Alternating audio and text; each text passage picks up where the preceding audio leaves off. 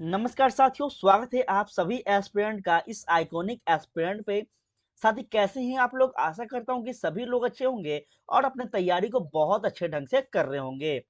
प्यारे साथी, आप सभी को कहीं ना कहीं पता होगा कि अभी जो इस चैनल के माध्यम से आप सभी को जो क्लासेस दी जा रही है वह किस चीज की क्लास दी जा रही है, ठीक है। लेकिन जो भी विद्यार्थी नए इस लेक्चर को देख रहे हैं उनको भी बता दें कि साथियों यह जो चैनल है उन सभी विद्यार्थियों के लिए समर्पित है जो अपने देश में, अपने राज्य में, अपने गांव में कहीं ना कहीं शिक्षक के तौर पे अपने आप को देखते हैं। बता दें साथियों आप सभी को कि यह जो चैनल है आपका, यहाँ पे उन सभी परीक्षाओं की तैयारी करवाई जाती है जो कि एक शिक्षकों के लिए कहीं ना कहीं यहाँ पे जो है आपको एग्जाम होते हैं, जिसमें अगर हम बातें करने लगे तो आप देख पा रहे होंगे साथियों कि यहाँ पे जो है बहुत सारे एग्जामों का जो है आपको लिस्ट दिए गए हैं। और इन सभी एग्जाम जैसे आप देखेंगे, टीजीटी परीक्षा, पीजीटी परीक्षा हो गया आपका सबसे इंपॉर्टेंट, या फिर आपका किसी राज्य के आप असिस्टेंट प्रोफेसर बनना चाहते हो, डी ट्रिपल एस भी बहुत इंपॉर्टेंट है और अभी हाल ही में इसका फिर से वैकेंसी आया है लगभग लगभग 5,000 के आसपास। तो ये भी आपको बहुत इंपॉर्टेंट है साथियों। और इससे के अंतर्गत जो आप दिल्ली में कहीं ना कहीं वहां के शिक्षक बन पाएंगे, ठीक है। उसके बाद केवीएस हो गया, एनवीएस हो गया, स्कूल लेक्चरर हो गया, कॉलेज लेक्चरर हो गया, यूजीसी नेट जेआरएफ हो गए साथियों। और आपका हर राज्य का estate exam, EMRS exam, estate, इस प्रकार से आपका जे टेट, जितने भी एग्जाम अभी तक भारत में होते हैं और उन एग्जामों के अंतर्गत शिक्षकों का चयन होता है साथियों, उन सभी चैनल आपको एग्जाम की तैयारी इस चैनल के माध्यम से निशुल्क और बेहतर से बेहतर कंटेंट में करवाई जाती है, ठीक है। तो एक बात आपको याद रखना है साथियों कि अगर सच में आपका सपना है शिक्षक बनने का तो आप इस चैनल से जरूर जुड़ कर रहिएगा। आने वाले सभी समय में, भविष्य में आपको बहुत कुछ यहाँ पे मिलेंगे साथियों, ठीक है। चलिए अब ज्यादा देर ना करते हुए हम चलते हैं अपने सेशन की ओर, अपने लेक्चर की ओर। और आप सभी विद्यार्थियों को बता दें कि साथियों यह जो सेशन चलाए जा रहे हैं यह आपको टीजीटी को ध्यान में रखकर और आपका बिहार एस्टेट जो कि मार्च में होने वाला है आपका, फिर अगस्त में शिक्षक भर्ती 3.0 आने वाले हैं। तो इन दोनों परीक्षाओं को ध्यान में रखकर साथियों यह जो सेशन है चलाए जा रहे हैं, ठीक है ना। तो आप लोग जरूर से इस सेशन को जुड़कर देखिए और जितने भी विद्यार्थी हैं आपके फ्रेंड सर्कल में हो या फिर कोई भी, तो आप लोग कोशिश कीजिए कि उन तक भी इस चैनल को अवश्य ही पहुंचाए साथियों, ताकि मेरा भी थोड़ा सा मनोबल बढ़े और आप लोग का जो फ्रेंड सर्किल है, अपना जो चैनल है, इसका भी कहीं ना कहीं दूर तक लोगों तक पहुंच सके, ठीक है। चलिए आगे बढ़ते हैं और आज का जो सेशन होने वाला है आप सभी कहीं ना कहीं थंबनेल और टाइटल में भी देख चुके होंगे कि संविधान निर्माण की हम बात करने वाले हैं साथियों। इससे पहले वाले सेशन में हम यह बात किए थे कि लोकतंत्र क्या है, ठीक है। तो लोकतंत्र क्या है इसके बारे में सबसे पहले हम आपको बताए थे, ताकि आपको जो क्लास 6 का एनसीईआरटी और आपका बिहार स्टेट बोर्ड का जो सिविक्स का बुक है इसका थोड़ा समझ हो जाए, ठीक है ना। तो इस लेवल का चीजों को हम समझाने का प्रयास कर रहे हैं, फिर हम स्टैंडर्ड लेवल को भी आपको साथियों बारीकी से अध्ययन करवाएंगे। चलिए अब हम समझने वाले हैं संविधान निर्माण कैसे हुआ था, इनमें जो संविधान है इस शब्द का उत्पत्ति कैसे हुआ, कैसे इस संविधान की मांग उठती है, इन सभी बातों पर हम बात करने वाले हैं। उससे पहले एक छोटा सा आपको बात बता दें साथियों कि यह जो क्लासेस चलाई जा रही है यह टीजीटी लेवल को ध्यान में रखकर चलाई जा रही है, ठीक है ना।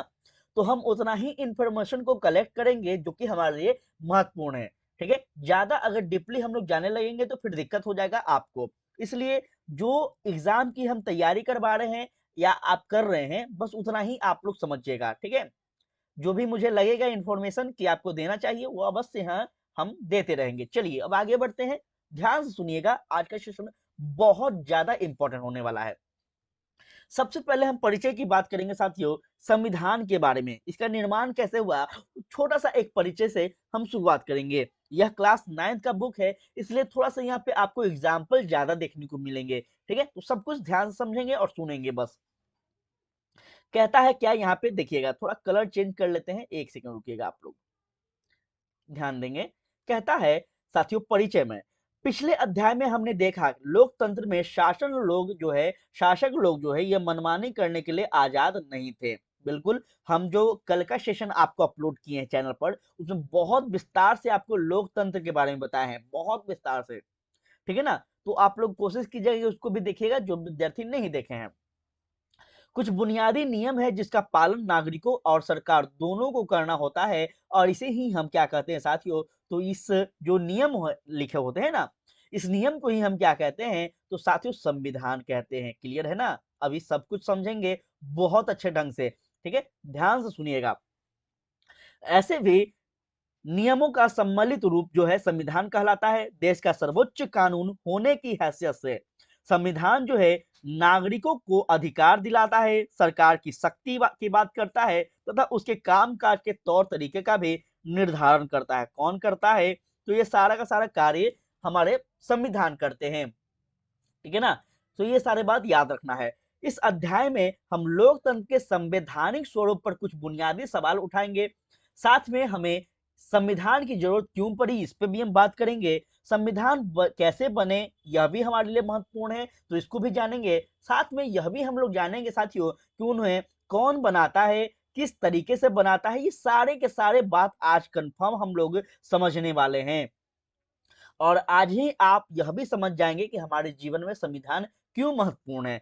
कैसे वह जो महान विचारक थे, महान स्वतंत्रता सेनानी थे, महान संविधान निर्माताएं थे, उनके मन में कैसे यह बात आया कि संविधान जो है अपने भारत के लिए होना अति आवश्यक है। क्या वो लोग ऐसे चीज को देख लिए थे कि साथियों उनको लगा था कि आने वाले समय में एक ऐसे संविधान नामक एक पुस्तक होना अति आवश्यक है। इन सभी बातों पे आज चर्चा करेंगे। ध्यान दीजिएगा, किसी लोकतांत्रिक देश के संविधान को आकार देने वाले मूल्य कौन कौन से हैं?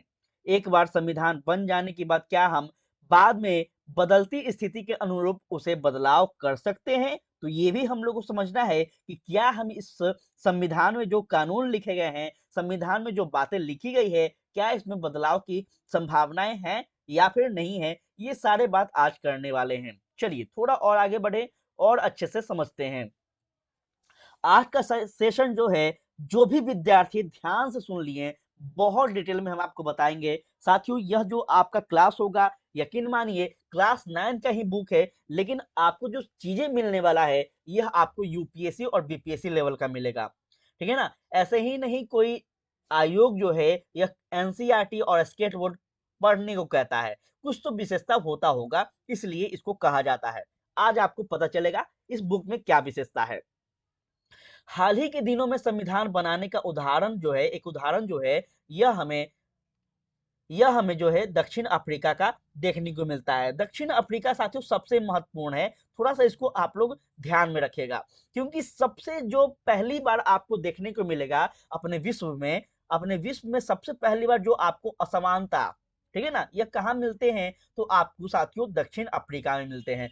रंग रूप जो है इसमें भेदभाव देखने को मिलते हैं, और यहीं से कहीं ना कहीं अपना जो है किस शब्द का उत्पत्ति होता है, तो समानता का। किस बात का? समानता का। वैसे तो हम समानता की बात करते हैं तो फ्रांस की क्रांति से देखते हैं, लेकिन याद रखेंगे जब हम इतिहास पढ़ेंगे तो फ्रांस की क्रांति बात करेंगे, लेकिन जब हम पॉलिटी पढ़ेंगे तो साथियों आपको याद रखना है दक्षिण अफ्रीका की कहानी को। सब समझेंगे, यहाँ ध्यान दीजिएगा।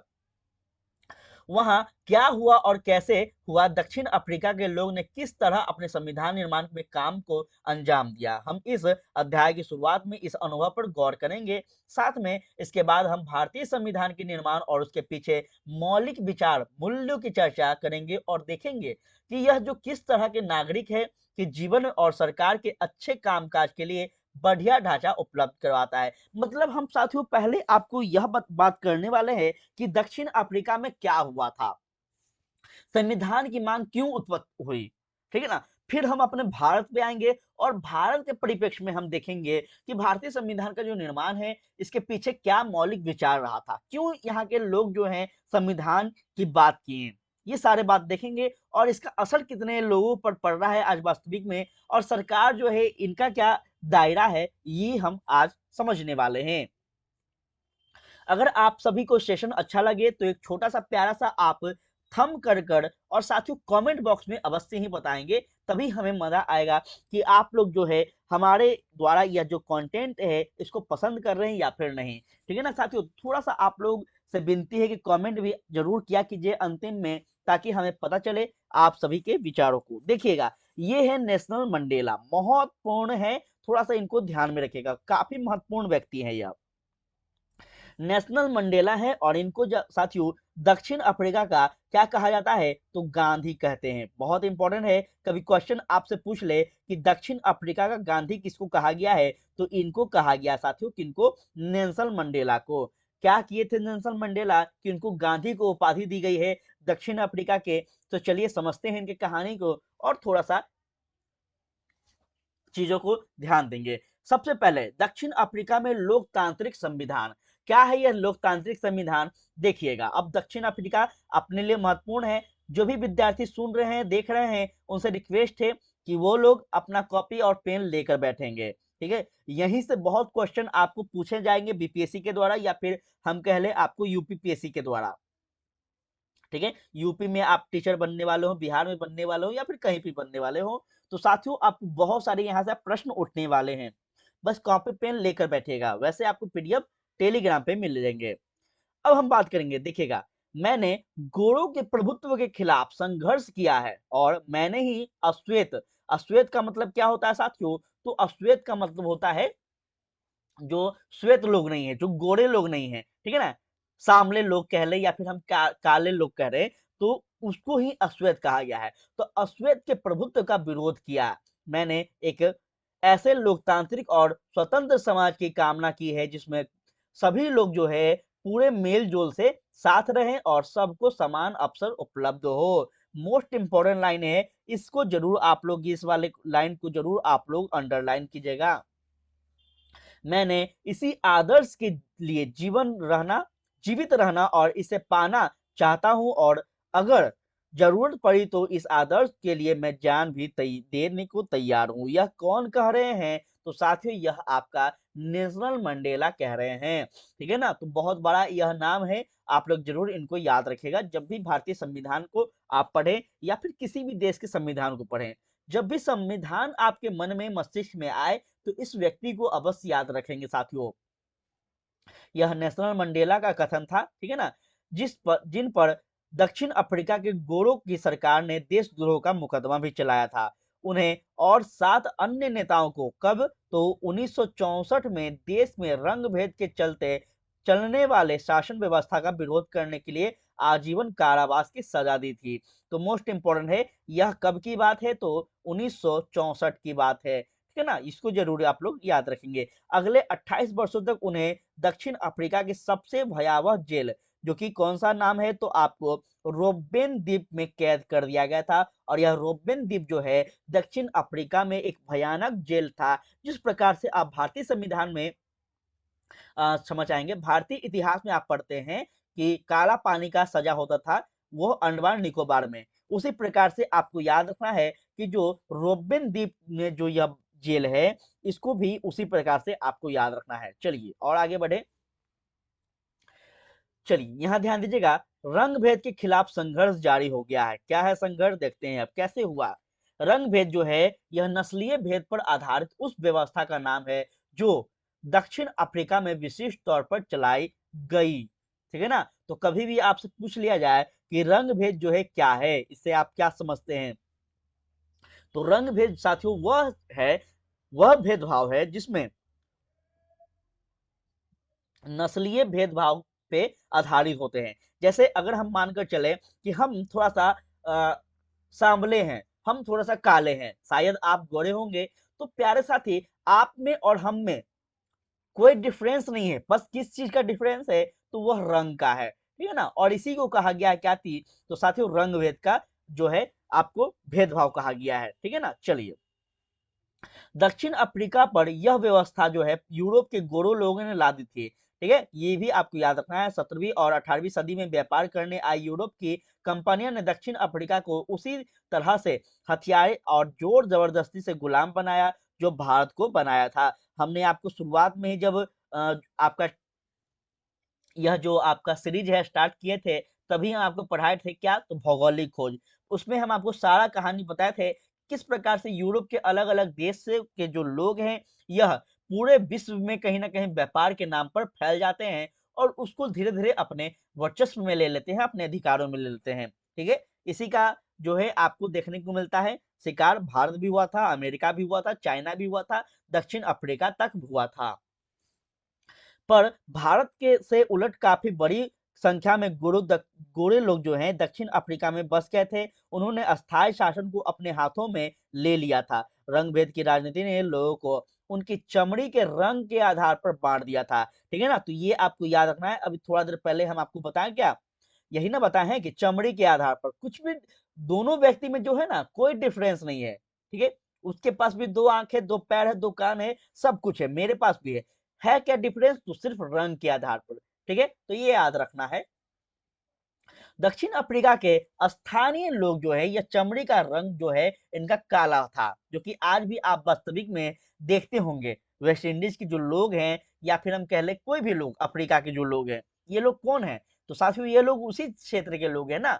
और आप देखते होंगे कि इनका जो चमड़ी है वो क्या है, थोड़ा सा काले हैं। और कुछ है क्या डिफरेंस, कुछ नहीं है, वो भी इंसान है, हम भी इंसान है। चलिए, आबादी में उनका हिस्सा जो है 3/4 है और उन्हें अश्वेत कहा जाता है। तो ये आपको याद रखना है, अश्वेत किसको कहा गया है, जो श्वेत नहीं है, जो गोरे नहीं है, उसको अश्वेत कहा गया है। ठीक है ना, श्वेत और अश्वेत के अलावा वहां मिश्रित नस्लों जिन्हें रंगीन चमड़ी वाला कहा जाता था।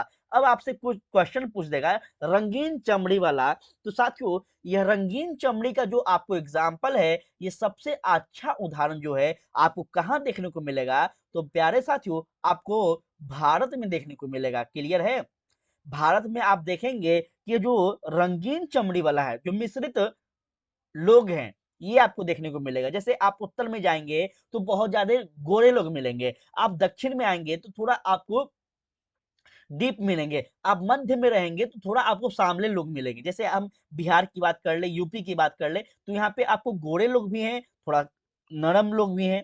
तो इस प्रकार से आपको याद रखना है, बस हम एग्जाम्पल आपको दे रहे हैं, इसमें किसी प्रकार का कोई व्यक्ति दिल पे नहीं लेंगे। हम खुद जो है आपको देखने में अलग टाइप के व्यक्ति हैं, तो इसे ऐसा कुछ नहीं है। देख, बाहर से कोई व्यक्ति कुछ नहीं होता है, योग्यता उसके अंदर से होते हैं। क्लियर है, चलिए और क्या अपने को जानना है, देखते हैं।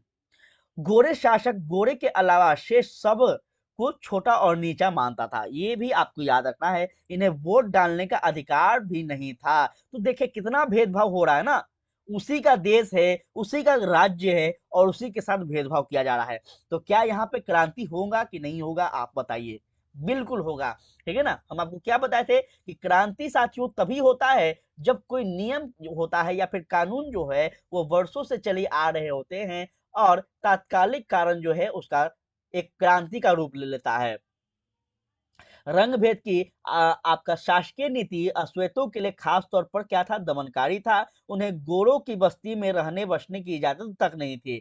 परमिट होने पर भी वहां के जाकर क्या करते थे, तो काम कर सकते थे, नहीं तो नहीं। अगर किसी का परमिट होगा ना, परमिट अर्थात परमिशन, तभी साथियों वहां जाकर वो काम कर सकते थे। मतलब वो ऐसा परिस्थिति था कि कोई के जीवन यापन करने पे भी जो है बहुत ज्यादा लाले पड़ गए थे। ठीक है, रेल गाड़ी हो गया, आपका बस हो गया, टैक्सी हो गया, होटल हो गया, अस्पताल, स्कूल, मतलब सार्वजनिक जहां पे भी सार्वजनिक स्थान है वहां पे इन लोगों के लिए क्या था, तो प्रतिबंध था।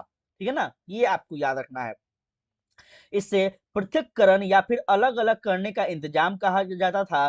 काले लोग को गोरे के लिए तो आरक्षित जगह तो क्या इसके लिए गिरजाघर तक भी नहीं किया जा सकता था। मतलब आप समझिए कि उनको ऐसा बना दिया गया था कि वो लोग जो है कहीं ना कहीं अपने आप पे भी शर्म करते होंगे। साथियों आप समझ पा रहे होंगे, यहाँ पे ध्यान से सुनिएगा, थोड़ा सा आपको यहाँ पे चीजें समझिएगा तो मजा आएगा। ठीक है ना कभी अगर आपका सामाजिक विज्ञान विषय है, आप सामाजिक विज्ञान से शिक्षक बनना चाहते हैं, तो यकीन मानिए कभी ना कभी आप शिक्षक जरूर बनेंगे। और जिस दिन बनेंगे, जिस दिन अपने विद्यालय में जाकर आप इस विषय को पढ़ाएंगे, साथियों आपका भी दीवाना आपके बच्चे होंगे। तो ध्यान से सुनिएगा और समझिएगा कि यहाँ पे जो दक्षिण अफ्रीका के जो मूल निवासी हैं, ठीक है ना, तो उन पे इतना ज्यादा शोषण किया गया, उन पे इतना ज्यादा प्रतिबंध लगा दिए गए हैं कि वह व्यक्ति खुद भी शर्मा जाएगा। देख पा रहे होंगे आप कितना ज्यादा यहाँ पे जो है प्रतिबंध लगाए गए हैं, ठीक है ना। अश्वेतों को संगठन बनाने और उसके क्या है तो भेदभावपूर्ण व्यवहार का विरोध करने के लिए भी अधिकार नहीं था। मतलब आप देखिए, अब अधिकार यहाँ तक यह भी नहीं है, ना तो वो संगठन बना सकते हैं, ना ही वह किसी से भेदभाव व्यवहार कर सकते हैं। सन 1950 से ही अश्वेत रंगीन चमड़े वाले और भारतीय मूल के लोग ने रंग भेद प्रणाली के खिलाफ संघर्ष जारी कर दिया। कब से? तो 1950 से उन्होंने विरोध प्रदर्शन किए और हड़तालों में आयोजित किए। भेदभाव वाली इन शासन प्रणाली का विरोध करने वाला जो संगठन है, अफ्रीका नेशनल कांग्रेस के झंडे एकजुट होकर उठाई थी। तो आपसे यहाँ से क्वेश्चन बन जाएगा क्या, देखिएगा, कहेगा नेशनल कांग्रेस जो है यह कहाँ का संगठन था? अब क्या बताइएगा? तो यहाँ पे 90% जो विद्यार्थी हैं वो गलती कर देंगे अगर ऐसे नहीं पढ़ेंगे तो, क्योंकि नेशनल कांग्रेस की बात कर रहा है तो बहुत सारे विद्यार्थी एग्जाम में अलग ही प्रेशर होता है और 100% आप भारत लगा देंगे, क्योंकि भारत का जो कांग्रेस पार्टी है इसमें भी नेशनल लगा हुआ है। तो यकीन मानिए यहाँ पे जो नेशनल कांग्रेस है यह भारत नहीं होगा, भारत से पहले भी कांग्रेस थी और यह आपको कहाँ तो दक्षिण अफ्रीका में देखने को मिलते हैं।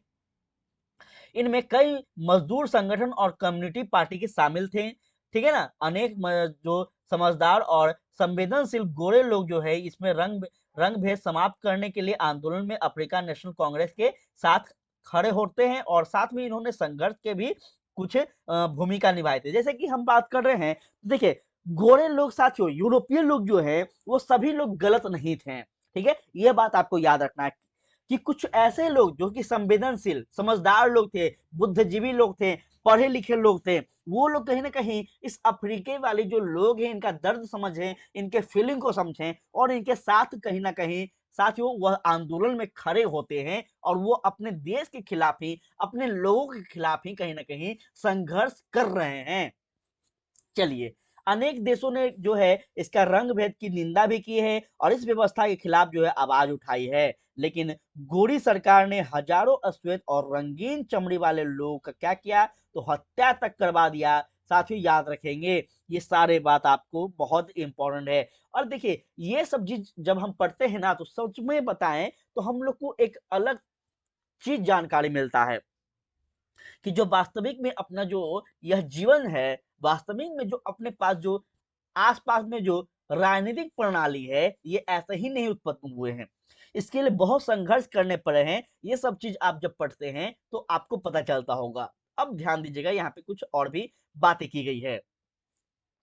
देखिए आपको एनसीईआरटी में और स्केट बुक दोनों में हम बात कर रहे हैं, दोनों को मिलाकर। तो यहाँ पे आप देख पा रहे होंगे कि एक जो है आपको यहाँ पे फोटो दिया गया है डेंजर का। क्या है ये डेंजर, समझते हैं थोड़ा सा। देखिएगा, रंग भेद वाले जो दौर थे, जो कि हम कब की बात कर रहे हैं तो 1953 की आसपास की बात कर रहे हैं। 1950 से आपका यह संघर्ष जारी होता है। एक साइन बोर्ड जिसके तहत तनावपूर्ण संबंधों का पता चलता है। इस साइन बोर्ड पर लिखा है खतरा, अर्थात देसी अश्वेत हिंदुस्तानी और रंगीन चमड़ी वाले जो हैं, अगर तुम रात में इस परिसर में घूसे तो क्या कर दिया जाएगा, तुम्हें लापता घोषित कर दिया जाएगा। देखिए इंपॉर्टेंट बातें हैं, ये वाला आपको बहुत इंपॉर्टेंट है, थोड़ा सा इसको याद रखेंगे। ये वाला बात जो है आपको याद रखना है।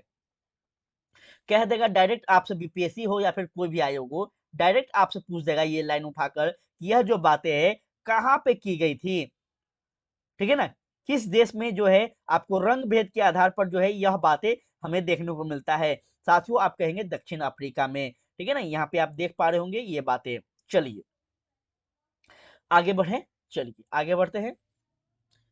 एक नजर संविधान की ओर। चलिए अब हम प्रवेश कर रहे हैं संविधान। अभी तक आपको क्या दक्षिण अफ्रीका की परिस्थिति पे हम बातें कर रहे थे, अब हम संविधान में प्रवेश कर रहे हैं।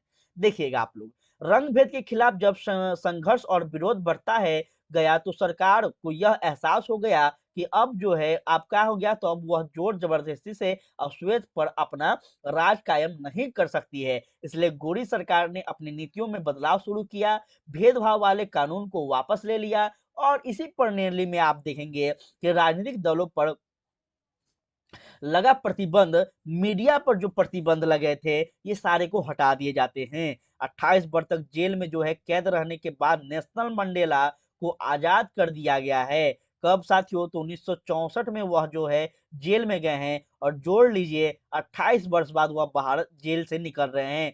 कितना हो गया जरा आप लोग जोड़ लीजिएगा और कमेंट में आपको बताना है। आखिरकार अगर हम बात करें तो 26 अप्रैल 1994 की मध्य रात्रि को दक्षिण अफ्रीका गणराज्य का नया झंडा लहराया गया और यह दुनिया का एक नया लोकतांत्रिक देश बना।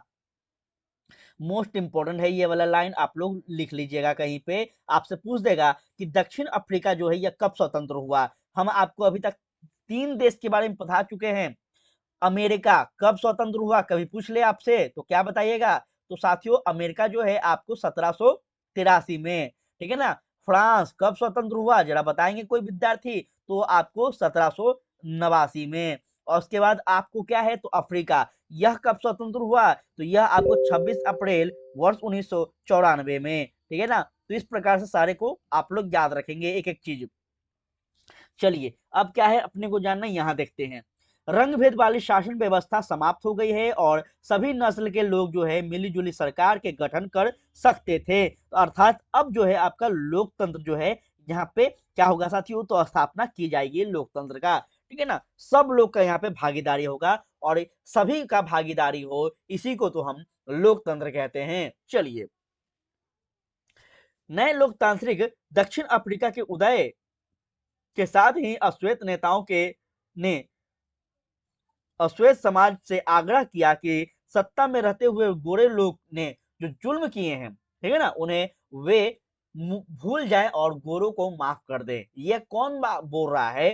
तो साथियों जब लोकतांत्रिक शासन प्रणाली का उदय हो रहा है आपका दक्षिण अफ्रीका में, तो जो भी श्वेत और अश्वेत लोग मिलकर कर रहे हैं, ठीक है ना, उन सभी ने शासन में स्थापना करने के बाद, आपका नई सरकार की स्थापना होने के बाद सभी जनता से कहीं ना कहीं माफी मांग रहे हैं और वो कह रहे हैं कि उनके साथ जो भी भेदभाव किए गए थे इतने वर्षों से उनको भुला जाए और एक नई शुरुआत किया जाए, यह कहा जा रहा है। देखिएगा आगे बढ़े, संविधान के निर्माण में के लिए जो है दोनों के साथ क्या हुआ है? तो बैठक होता है, दोनों अश्वेत और श्वेत दोनों में बैठक होता है। चलिए ज्यादा यहाँ पे हम लोग को डिस्कस नहीं करना है, बस अपने एग्जाम को ध्यान में रखकर जो है यहाँ पे चीजों को समझना है। अब यहाँ पे आप यहाँ एक फोटो देख पा रहे होंगे, इस फोटो से आपको क्या पता चल रहा है? इस फोटो से आपको क्या पता चल रहा है? तो देखिए यहाँ पे सभी लोग क्या है? खुश हैं। क्या है ना? खुश है। सभी प्रकार के यहाँ पे लोग हैं, कोई बढ़ई है, कोई कुछ कर रहा है, अपना अपना जो है जो भी उनका जीवन यापन करने का कार्य है वो लोग कर रहे हैं। कोई किसान है, कोई कुछ है, और सभी के सभी लोग कहीं ना कहीं यहाँ पे खुश हैं। देखिए यहाँ पे आर्मी भी है, तो सब लोग खुश है। क्यों खुश हैं साथियों? यहाँ पे आपको याद रखना है कि यहाँ डेमोक्रेसी आ चुका है, ठीक है ना। ऐसे ही नहीं, डेमोक्रेसी इतना बेहतर शासन प्रणाली माना जाता है। इस व्यवस्था के अंतर्गत राज्य का एक एक व्यक्ति जो है यह अपने आप को संतुष्ट और खुश मानता है और इसीलिए साथियों इस व्यवस्था को हर देश आज के समय में अपनाने के लिए इच्छा व्यक्त करता है। चलिए आगे बात करें और भी ध्यान दीजिएगा थोड़ा सा यहाँ पे, एक मिनट रुकिएगा। चलिए ये यहाँ पे ध्यान दीजिएगा।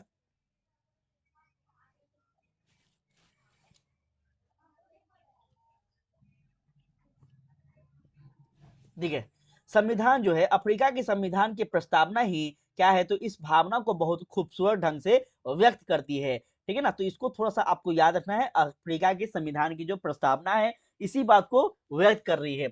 पृष्ठ संख्या 30 में हम लोग देखेंगे आगे, अभी ध्यान दीजिएगा।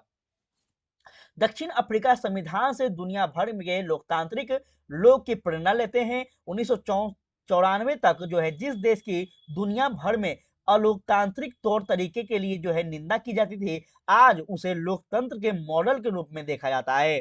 तो यह एक अपने आप में अचीवमेंट था किसका? दक्षिण अफ्रीका के जनता का, दक्षिण अफ्रीका के लोगों का एक अपने आप में अचीवमेंट है कि जब एक समय ऐसा था कि सारे देश इस व्यवस्था के अंतर्गत जो है इसकी निंदा की जा रही थी। सारे देश जो है अफ्रीका के लोगों पर कहीं ना कहीं अपने संवेदनशीलता को जो है दर्शा रहे हैं। और अब आप देख पा रहे होंगे कि यहाँ पे ऐसी व्यवस्था की स्थापना की जा रही है कि यह दूसरे के लिए क्या हो गया है, तो एक एग्जाम्पल पेश कर रहा है। ठीक है ना, यह काम दक्षिण अफ्रीका के लोग द्वारा साथ रहते, साथ काम करते तथा दृढ़ निश्चय और पुराने कपड़े अनुभवों को क्या है, तो इंद्रधनुष में सजाने वाले कामों को दर्शाया गया है। चलिए और क्या है अपने लिए समझते हैं।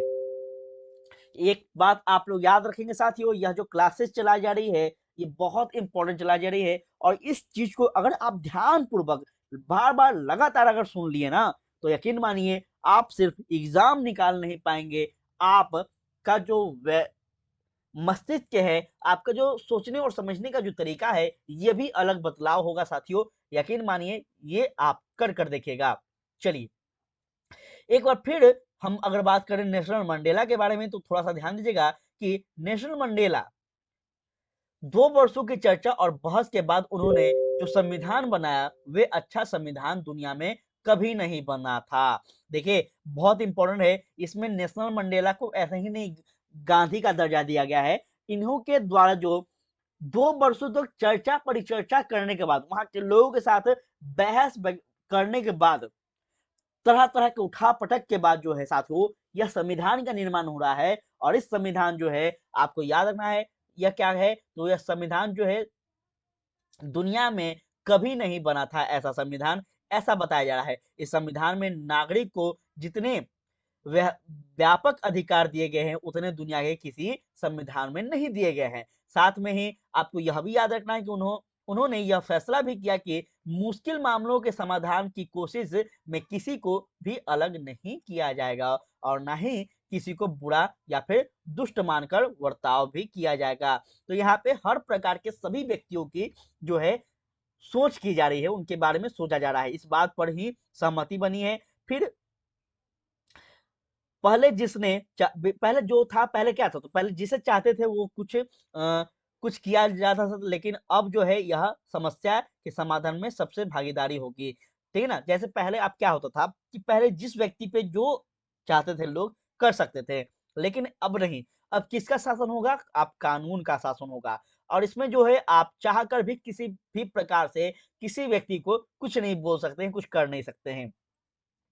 दक्षिण अफ्रीका के शब्दों में ही ये बातें समझे। देखिएगा दक्षिण अफ्रीका के शब्दों में है, दक्षिण अफ्रीका का जो संविधान इतिहास और भविष्य दोनों की बातें करता है। एक तरफ तो आपको यह एक पवित्र समझौता है कि दक्षिण अफ्रीका के रूप में हम एक दूसरे से क्या है, तो वायदा करते हैं कि हम अपने रंगभेदी क्रूर और दमनकारी इतिहास को फिर से दोहराने की अनुमति जो है नहीं देंगे, यह कहा गया है। आगे क्या है, पर बात इतनी ही नहीं है, यह भी आपको याद रखना है कि यह अपने देश को, इसके लिए सभी लोगों को वास्तविक अर्थों में झांसा करना और घोषणा पत्र भी श्वेत और अश्वेत स्त्री पुरुष यह द्वेषपूर्ण रूप से हम सभी का होगा।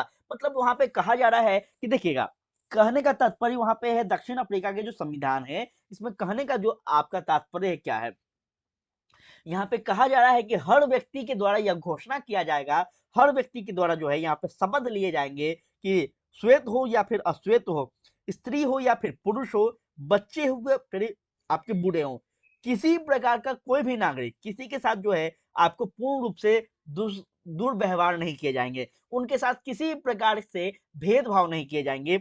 इसका कहानी का जो सारांश था यही था। आगे बढ़े, चलिए और आगे बढ़ते हैं और चीजों को समझते हैं।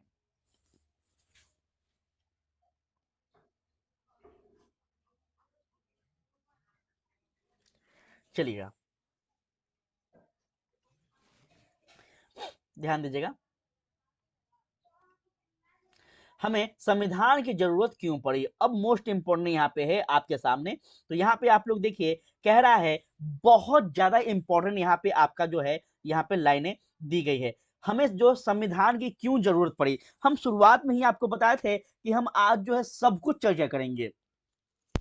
पहले संविधान के बारे में समझेंगे, दक्षिण अफ्रीका के बारे में समझेंगे, और हम समझेंगे अब कि संविधान जो है हमारे जीवन में क्यों महत्वपूर्ण है। चलिए ध्यान दीजिएगा और यहाँ पे एकदम आराम से सुनिएगा, हमें एक संविधान की जरूरत क्यों पड़ी और संविधान जो है क्या करता है, इस बात को हम दक्षिण अफ्रीका के उदाहरण से भली भांति समझ पा रहे होंगे। इस एक नए लोकतंत्र में दमन करने वाले और दमन सहने वाले दोनों के लिए क्या है, तो साथ साथ समान हैसियत में से रखने की योजना बनाता है। मतलब यह जो लोकतांत्रिक देश आप देखते हैं, जैसे हम कोई भी देश की बात कर ले, तो यहाँ पे जो दमन करने वाले जो कोई व्यक्ति हैं या फिर दमन सहने वाले कोई व्यक्ति हैं, उन दोनों को अधिकार देता है, ठीक है ना। इसलिए हमारे लिए संविधान महत्वपूर्ण है। दोनों के लिए ही एक दूसरे के पर भरोसा का क्या है, तो पाना आसान नहीं है। उसे अंदर अपने अपने किस्म के डर होते हैं। तो इस प्रकार से संविधान हमारे लिए महत्वपूर्ण है। वे अपने हितों की रखवाली भी चाहते हैं। बहुसंख्यक अश्वेत इस बात पर चौकस थे कि लोकतंत्र में बहुत जो है बहुमत के शासन वाले मूल्य सिद्धांत से कोई समझौता ना हो। उन्हें बहुत सारे सामाजिक और आर्थिक अधिकार चाहिए थे। अल्पसंख्यक गोरे को अपनी संपत्ति और अपने विशेष अधिकार से क्या करते थे, तो चिंता थी। इस बात को याद रखेंगे।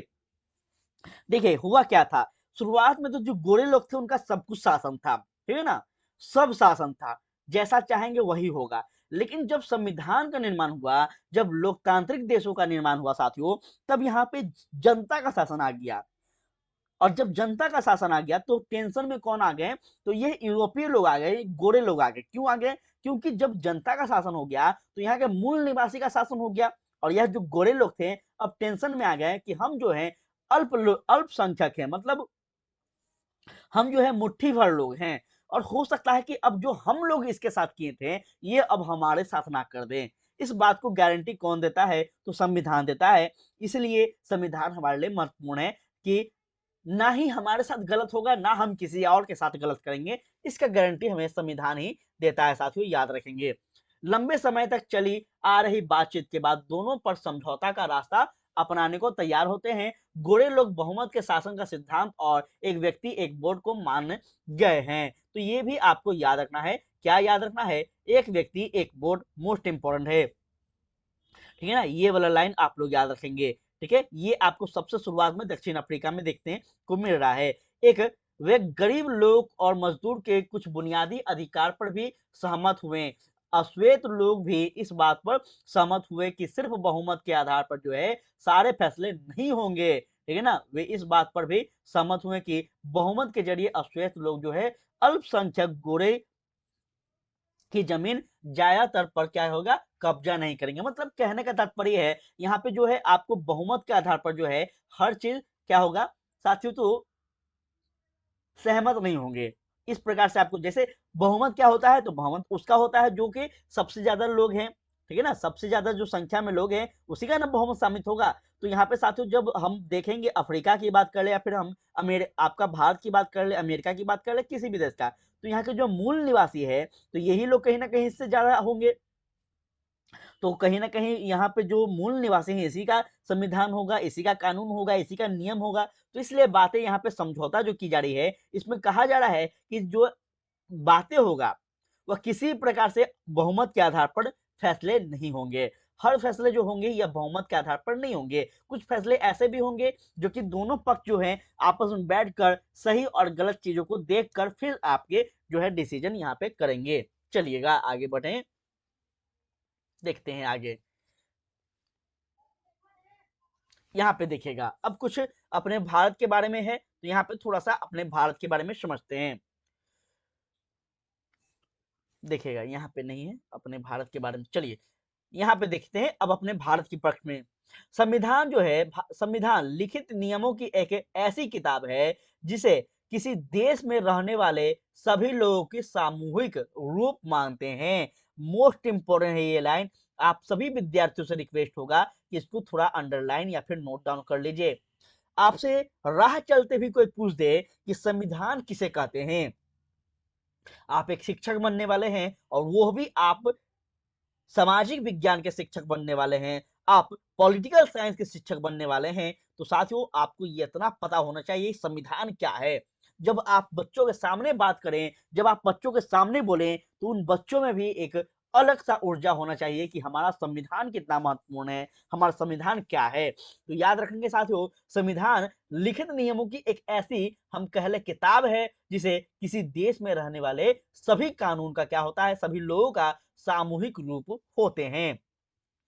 या फिर सिंपल शब्दों में अगर हम बात कर ले तो संविधान वह है जो क्या है, तो एक नियमों का क्या होता है, नियमों का संग्रह। एक पुस्तक में आप याद रखेंगे, एक बड़ी सी पुस्तक में क्या है, तो बहुत सारे नियमों का संग्रह होता है और इसी को हम क्या कहते हैं साथियों, तो संविधान कहते हैं। ठीक है ना, यह भी आप सीधा सीधी शब्दों में याद रख सकते हैं। चलिए आगे बढ़े। संविधान जो है सर्वोच्च कानून है जिसे किसी क्षेत्र में रहने वाले लोग के बीच के आसानी संबंध तय होते हैं। साथ में आपको याद रखना है कि लोग और सरकार के बीच संबंध का भी तय होता है। मतलब संविधान जो है यह एक ऐसा बीच का कड़ी है, ठीक है ना, ये जो संविधान है ये एक ऐसा बीच का कड़ी है जो एक तरफ जनता है, दूसरी तरफ आपका शासक है। इन दोनों के बीच जो समन्वय स्थापित करता है या कौन करता है, ये दोनों के बीच जो विश्वास स्थापित कर रहा है कौन कर रहा है, तो आपका साथियों यह संविधान कर रहा है। ठीक है, तो इसको जरूर आप लोग याद रखेंगे। संविधान किसका नाम है, तो आपको इतना एक और एग्जाम्पल आपको मिल गया। संविधान हम उसे कहते हैं जहां पे उस राज्य की जनता और उस राज्य के शासक दोनों में समन्वय स्थापित कराता हो, उसे ही हम संविधान कहते हैं। ठीक है, तो इस प्रकार से आप परिभाषा को जरूर लिखते चलिएगा, बहुत इंपॉर्टेंट है। संविधान अनेक काम करता है जिसे हम कुछ प्रमुख रूप में देखेंगे। सबसे पहला यह काम है कि यह साथ रह रहे विभिन्न तरह के लोगों के बीच जो है एक जरूरी भरोसा और सहयोग विकसित करता है। मोस्ट इंपोर्टेंट है, ये संविधान का कार्य पहला है। पहला उसका कार्य यही है कि जो अलग अलग प्रकार के लोग हैं, चाहे वो किसी भी धर्म को मानते हो, किसी रंग के हो, किसी समाज के हो, फर्क नहीं पड़ता, वो सब एक हैं और उन सभी में कहीं ना कहीं क्या होता है, तो समन्वय होना चाहिए, भरोसा होना चाहिए। दूसरा क्या है, तो यह स्पष्ट कराता है साथियों कि सरकार का गठन कैसे होगा, किसे फैसला लेने का अधिकार होगा। मोस्ट इंपोर्टेंट है, संविधान ही हमें यह बताता है कि सरकार कौन होगा। ठीक है, सरकार कौन होगा यह हमें कौन बताता है, तो संविधान बताता है। मान के चलिए किसी व्यक्ति को हम सरकार बना रहे हैं, किसी व्यक्ति को अपना प्रतिनिधित्व चुन रहे हैं, तो वो व्यक्ति क्या करेगा हमारे लिए कि हमारा उद्धार हो, हमारे राज्य का उद्धार हो, हमारे देश का उद्धार हो, तो यह सभी बातों को स्पष्ट जो करता है वह कौन करता है, संविधान करता है। चलिए तीसरा, यह सरकार के अधिकार की सीमा तय करता है और हमें बताता है कि नागरिक के क्या अधिकार है और क्या नहीं। तो ये भी मोस्ट इंपोर्टेंट लाइन है, आपसे अनुरोध है कि इसको जरूर याद रखेंगे। आज आपको पूरा संविधान क्लियर हो रहा होगा, यकीन मानिए। थोड़ा सा आप लोग ध्यान से सुनिएगा। तो संविधान और क्या कार्य करता है साथियों, तो संविधान जो है यह हम आपको शुरुआत में ही बताए हैं कि संविधान जो है यह सरकार के अधिकार को सीमित करता है। ठीक है ना, मतलब अगर संविधान नहीं होता तो साथियों आप पढ़ ही होंगे कहीं ना कहीं, शुरुआत में ही हम आपको पढ़ाएं फ्रांस की क्रांति, शुरुआत में ही हम आपको पढ़ाएं जब भौगोलिक खोज हो रहा था तो यूरोप में भी अलग अलग क्रांति हो रहे थे। तो हम ये सब चीज आपको क्यों शुरुआत में पढ़ाए, इसीलिए पढ़ाए कि आने वाले समय में जो आपका चैप्टर है सिलेबस में है, ये सारा कॉन्सेप्ट क्लियर होते जाए। तो जो यह आपको सरकार जो है निरंकुश कैसे हो गया साथियों, जब उसके पास कोई कानून नहीं है, कोई लिखित दस्तावेज नहीं है, तो जो सरकार है वो तो जो चाहेगा करेगा। तो इसलिए हमारे लिए संविधान महत्वपूर्ण है, क्योंकि जो संविधान में जो कानून है, जो नियम है, जो बातें लिखी गई है, और इस बातों यह जो बात है उस सरकार को कहीं ना कहीं सीमित करता है। चौथा कारण क्या है, चौथा बातें जो संविधान में लिखी गई है यह है कि समाज के गठन के लिए लोगों की आकांक्षाओं को व्यक्त करता है। ठीक है, जिस देश में संविधान है वे सभी लोकतांत्रिक शासन वाले हो चु जो है जरूरी नहीं है। ठीक है ना, तो ये भी आपको याद रखना है कि जिस देश में जो संविधान है ऐसा नहीं जरूरी है कि वह देश जो है लोकतांत्रिक ही है। ठीक है ना, बहुत सारे देश है जहाँ पे संविधान है परंतु वह देश जो है लोकतांत्रिक नहीं है, यह भी याद रखना है। और एक बात और याद रखना है आपको कि संविधान जो है यह कितने प्रकार के होते हैं, तो यह दो प्रकार के होते हैं, एक लिखित और एक अलिखित। ठीक है ना, तो इसको याद रखेंगे। लिखित संविधान कौन सा है, तो आपको याद रखना है अपने भारत का। सबसे पहला एग्जाम्पल दीजिएगा आप, ठीक है ना, अपने भारत का। अलिखित संविधान कौन सा है? तो साथियों अलिखित संविधान अपना पहले आपका ब्रिटेन होगा सबसे पहले। इस प्रकार से बहुत सारे हैं लेकिन अपना आप लोग याद रखेंगे। आगे बढ़े, चलिए यहाँ कहते हैं, ध्यान दीजिएगा, लेकिन जिस देशों में लोकतांत्रिक शासन है वहां संविधान का होना जरूरी है। ब्रिटेन के खिलाफ आजादी की लड़ाई के बाद अमेरिका के जो लोग हैं उन्होंने अपने लिए संविधान का निर्माण किया। फ्रांसीसी क्रांति के बाद आपको पढ़ा चुके हैं, यह जो है सारा प्लेलिस्ट बना है, ठीक है ना। तो अमेरिका की क्रांति भी पढ़ चुके हैं आप, फ्रांस की क्रांति भी पढ़ चुके हैं आप, कि वहां पे लोकतांत्रिक संविधान की जो मान्यता है कैसे मिल रही है, किस प्रकार से लोकतांत्रिक देश की स्थापना हो रही है। इसके बाद यह चलन जो है यह पूरा बढ़ता ही गया है और लोकतांत्रिक शासन व्यवस्था में एक लिखित संविधान जो है इसका जो वर्चस्व है यह आपको पूरे विश्व में जो है बढ़ता ही गया है। तो इस प्रकार से आप लोग याद रखिएगा। चलिए अब कुछ यहाँ पे महत्वपूर्ण व्यक्ति हैं जो कि अपने भारत के परिप्रेक्ष्य में बहुत बड़े व्यक्तित्व हैं। एक तरफ आपको सरोजिनी नायडू हैं और दूसरी तरफ आपका सरदार वल्लभ भाई पटेल हैं। चलिए थोड़ा सा इनके बारे में समझते हैं साथियों। इनका जो जन्म है यह आपको आंध्र प्रदेश में हुआ था, कब? तो 1879 में, ठीक है ना। और इनका निधन जो है यह आपको 1949 में हुआ है। कहाँ पे इनका जन्म हुआ? आंध्र प्रदेश में। कवित्री इनका जो है, कवित्री थी यह, लेखिका थी, राजनीतिक थी और आपका कार्य मतलब कांग्रेस की बहुत बड़े एक लीडर के रूप में इनको जाना जाता है। चलिए आगे हम दूसरे व्यक्ति की बात करें तो यह आपका सरदार वल्लभ भाई पटेल हैं। इनका जन्म जो है 1875 में हो रहा है साथियों, याद रखेंगे। और मृत्यु जो है यह आपको इनको कब हुआ है? तो 1950 में हुआ है। अर्थात भारत को स्वतंत्र करने के कुछ ही वर्षों के बाद जो है साथियों यह आपको क्या है, तो यह जो है इस दुनिया से थोड़ा सा जो है इनका नाता टूट जाता है। तो इनको बहुत ज्यादा याद रखिएगा आप लोग, बहुत बड़े एक व्यक्तित्व हैं। चलिए इनके बारे में हम बहुत अच्छे ढंग से जब पढ़ेंगे जब हम क्लास 10th के सामाजिक विज्ञान पे पहुंचेंगे। इनका जो जन्म हुआ साथियों गुजरात में हुआ था, ये भी आपको याद रखना है, गुजरात में। अंतरिम सरकार में गृह मंत्री रह चुके हैं और यही एक बहुत बड़ा उपलब्धि है इनके द्वारा, ठीक है ना। इन्हीं के द्वारा जो हम अगर बात करेंगे कि संविधान का निर्माण जब हो रहा था तो इस समय जो है 360 से भी ज्यादा जो है यहाँ पे क्या थे, तो आपका छोटे बड़े नवाब थे। और इन सभी नवाबों को, इन सभी सरदारों को जो है एक करने का कार्य कौन किए हैं? तो यही सरदार वल्लभ भाई पटेल किए हैं। क्योंकि साथियों इनके द्वारा जो था कौन सा विभाग था? तो आपको गृह विभाग इनके द्वारा था, ठीक है ना। सूचना एवं प्रसारण मंत्री भी यह रह चुके हैं। वकील और बारदोली किसान सत्याग्रह से जो है इनका नाता है, ठीक है ना। इसी सत्याग्रह में इनको क्या कहा गया है? तो सरदार की उपाधि दी गई है, ठीक है ना। ये भी आपको याद रखना है, किसके द्वारा? तो महिलाओं के द्वारा, गुजरात की महिलाओं के द्वारा साथियों याद रखना है। गुजरात की महिलाओं के द्वारा अगर हम बात करें बारदोली की महिलाओं के द्वारा, तो बारदोली जो आंदोलन हो रहा है, सत्याग्रह हो रहा है, इसमें महिलाओं के द्वारा इनको सरदार की उपाधि दी जाती है। भारतीय रियासतों को के विलय में निर्णायक पूर्ण भूमिका, ठीक है ना। तो ये आपको याद रखना है, जो कि अभी अभी जस्ट हम आपको बताएं कि इनके द्वारा ही किया गया था। बाद में यह जो है आपको उप प्रधानमंत्री भी बनते हैं, कब? तो स्वतंत्र भारत होने के पश्चात। चलिए और क्या है अपने को जानना, यहाँ देखते हैं। भारतीय संविधान का निर्माण बहुत इंपॉर्टेंट है और मुझे लगता है कि यह वाला जो सेशन है कल किया जाएगा, कल के लेक्चर में, क्योंकि काफी ज्यादा जो है आपका यहाँ पे क्लास बड़ा हो चुका है। तो मुझे लगता है कि साथियों यह वाला जो क्लास है कल किया जाए तो बेहतर होगा। देखिए क्लास जो है ज्यादा बड़ा करने से नहीं मतलब है साथियों, क्लास जो है लिमिटेड होना चाहिए लेकिन बेहतर होना चाहिए। और मुझे लगता है कि हम अपने तरफ से आपको 100% दे रहे हैं। फिर भी किसी भी प्रकार से कोई भी त्रुटि हो, कोई भी गलती हो, तो आप सभी विद्यार्थियों से रिक्वेस्ट है कि आप लोग जो है हमें जरूर बताएं। हम लगातार आपको बार बार बोलते हैं कि हमें कमेंट कीजिए और बताइए कि जो हम दे रहे हैं आपको, जो हम प्रोवाइड करवा रहे हैं, आपको पसंद आ रहा है या फिर नहीं आ रहा है। जो हम जो बता रहे हैं वो आपको पसंद आ रहा है या फिर नहीं आ रहा है, ठीक है ना। तो ये सब चीज आप लोग जब तक बताएंगे नहीं, हमें पता ही नहीं चल पाएगा कि जो मेरे द्वारा दिए जा रहे चीजें हैं वो आपको काम के हैं या फिर नहीं, ठीक है। तो इसलिए आप सभी विद्यार्थियों से रिक्वेस्ट है कि आप लोग देखें अथवा ना देखें वो अलग बात है, ठीक है ना। हाँ लेकिन जो भी खराबी हो, अगर आप वीडियो को स्किप करके ही जा रहे हैं तो एटलीस्ट आप बता दें कि गलती कहाँ था, कमी कहाँ था, ताकि उस चीज को हम नेक्स्ट बार सुधार सकें और आपके लिए बेहतर चीजें हम लाते रहें। चलिए थोड़ा सा यहाँ पे समझ लीजिएगा साथियों कि आप हमसे और भी अदर सोशल मीडिया पे भी कनेक्ट हो सकते हैं साथियों, जैसे आप फेसबुक, इंस्टाग्राम पे, टेलीग्राम पे, यहाँ सभी आप जो है हमें कनेक्ट हो सकते हैं।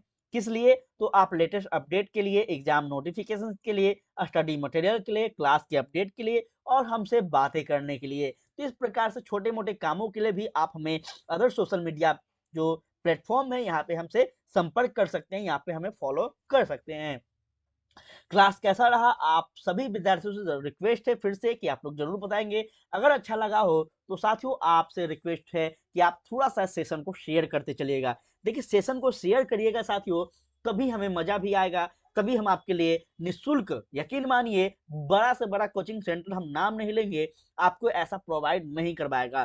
फ्री ऑफ कॉस्ट हम करवा रहे हैं और मेरा टारगेट यही रहता है कि निःशुल्क जो है जितना कोशिश हो बेहतर से बेहतर कंटेंट बच्चों को मिलना चाहिए।